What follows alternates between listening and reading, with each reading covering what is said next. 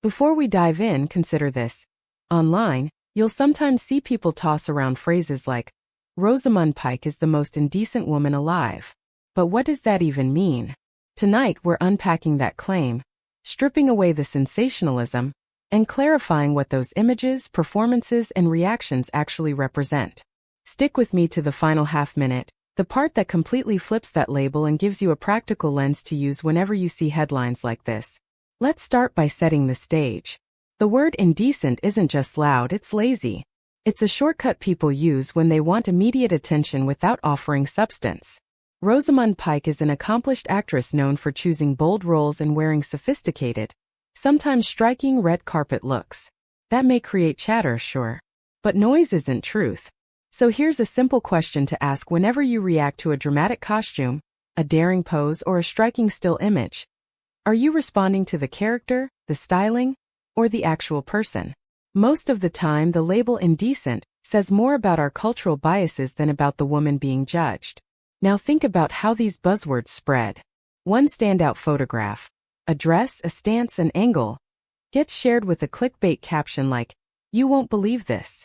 Context disappears. Suddenly, actress attends event becomes scandal. Yet the reality is plain.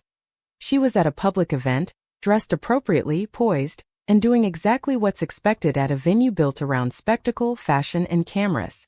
No scandal. No wrongdoing. Just performance and presentation. Stick around and I'll give you a quick 3-step checklist that cuts straight through this kind of online exaggeration. Then there's the power of her roles. People sometimes merge the intensity of a character with the personality of the actor. A sharp performance lingers and the label sticks. But acting is the art of making you feel something. If a role unsettles you, that means the actor did their job brilliantly. Calling her indecent because of a character's behavior is like blaming a meteorologist for the thunderstorm they report. It's a misunderstanding that skews how we perceive art. We also need to acknowledge the double standard at play. One person calls a daring gown bold, while someone else calls it too much. The line shifts depending on moods, headlines, and who the internet decides to elevate or criticize that day. Some people interpret confidence as impropriety simply because it challenges their preferences. But confidence is not indecency. Clarity isn't vulgar. Fashion isn't offensive. It's only different from what certain viewers expect. So here's the bottom line. Most indecent is a hook, not a fact. It squeezes an entire human being into one provocative word. But real life is broader than that.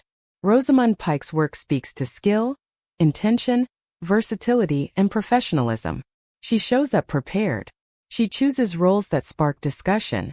She dresses for the environment she's in. You're not required to love every character or every outfit, but respecting the person behind them is essential. Because you stayed to the end, here's the 3-step test you can use anytime a sensational headline tries to grab you. 1. Context. Is the image from an event where dramatic fashion is normal? Yes, pause. 2. Consent. Was the photo meant for public display? If so, react respectfully. 3. Meaning. Are you judging the person?